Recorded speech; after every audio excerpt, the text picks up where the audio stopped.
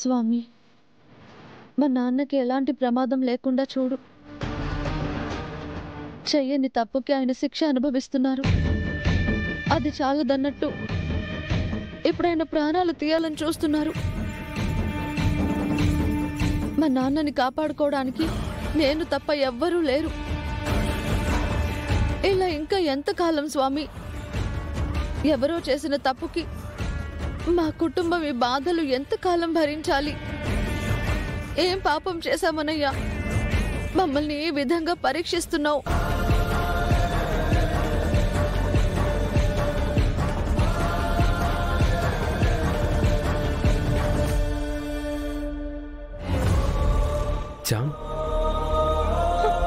బాబు, జైల్లో మా నాన్న మీద మళ్ళీ అటాక్ జరిగింది. నేను భయపడ్డట్టే ఆ రోజు నుంచి ఈ రోజు వరకు ప్రమాదం ఆయన్ని వెంటాడుతూనే ఉంది. ఇప్పుడు కండిషన్ ఎలా ఉంది? డాక్టర్ గారు ఏమన్నారు? ఇంకా ఏం తెలియలేదు బాబు. లోపల ట్రీట్మెంట్ చేస్తున్నారు.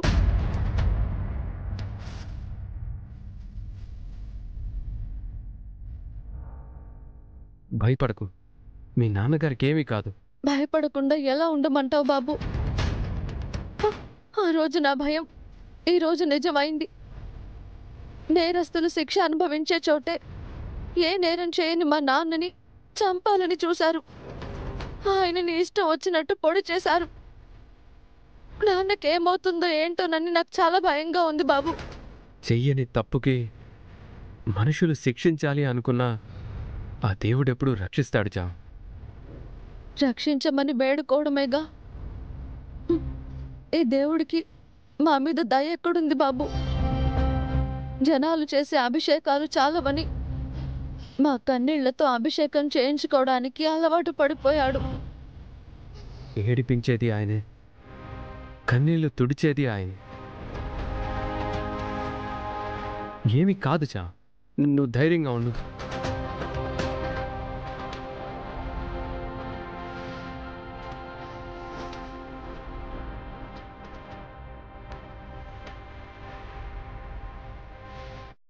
బ్లడ్ బాగా పోయింది కాబట్టి బ్లడ్ ఎక్కించాలి. డాక్టర్ గారు, మా నాన్నకి ఎలా ఉందండి? మీరు ట్రీట్మెంట్ చేశారుగా ఆ రామచంద్రయ్య కూతుర్ని. అతను డాక్టరా?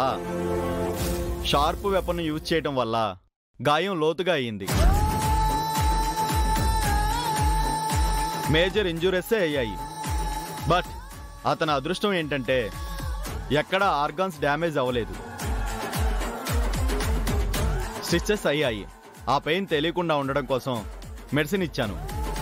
ఎక్కువసేపు స్పృహలో ఉండరు. ఈలోపే మీరు వెళ్ళి ఏమన్నా మాట్లాడాలనుకుంటే వెళ్ళి మాట్లాడవచ్చు. ఇప్పుడే మా నాన్నతో మాట్లాడొస్తానండి. వెళ్ళి మాట్లాడమ్మా. అలాగే. మేడం, నువ్వు లోపలికి వెళ్ళడానికి వీల్లేదు. జైలు సిబ్బందిని బెదిరించి కత్తి తీసుకొని సూసైడ్ చేసుకుంటానని బెదిరించినందుకు మీ మీద కేసు పెట్టి అరెస్ట్ చేయాలి.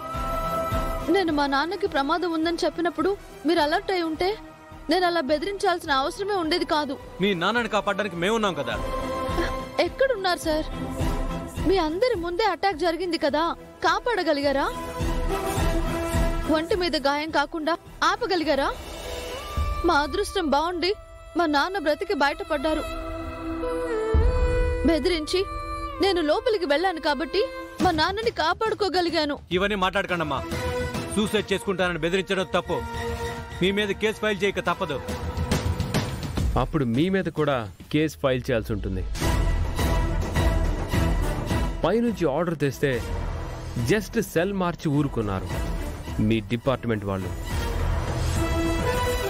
బయట నుంచి ప్రమాదం ప్రమాదం అని అరిచి మొత్తుకున్నా మీరు పట్టించుకోలేదు. సో మీ డిపార్ట్మెంట్ నెగ్లిజెన్స్ వల్లే కదా ఆయన హాస్పిటల్ పాలయ్యారు. ప్రమాదం ఉందని చెప్పినా వినకుండా మీరు అశ్రద్ధ చేసినందుకే కదా. నీ మీద కేసు ఫైల్ చేయడంలో తప్పే ఉంది. సార్ సార్ అంత దూరం ఎందుకులే సార్, మరోసారి ఇలాంటి జరగకుండా మేము చూసుకుంటాం. మీరు వెళ్ళండి అమ్మా. నువ్వు వెళ్ళు చామ్, నేను మాట్లాడతాను.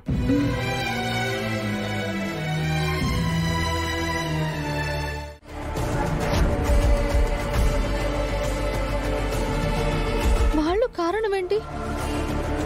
వాళ్ళకి నీకు సంబంధం ఏంటి నాన్న? నీ ప్రాణాలు తీయాలని చూసేంత శత్రుత్వం ఏంటి నాన్న? చెప్పు నాన్న, చెప్పు నాన్న. బిడ్డ, ఈ ప్రపంచంలో నేను నమ్మేది నిన్నొక్కదాన్నే బిడ్డ. అందుకే ఇంత జరిగాక కూడా అసలు నిజం నీకు చెప్పకపోవడం మంచిది కాదు. కానీ ఈ నిజం నీకు తెలుసని బయటికి తెలిస్తే నీ ప్రాణాలకు కూడా ప్రమాదమే తల్లి.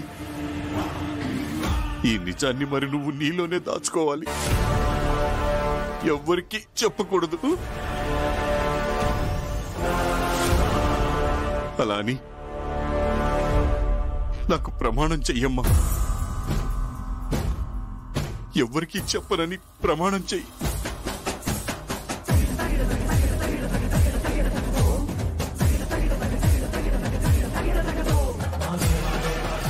అలాగే నాన్న. దాని అసలు పేరు రమాదేవి కాదు, రమణమ్మ. దాని అన్న జగ్గడు.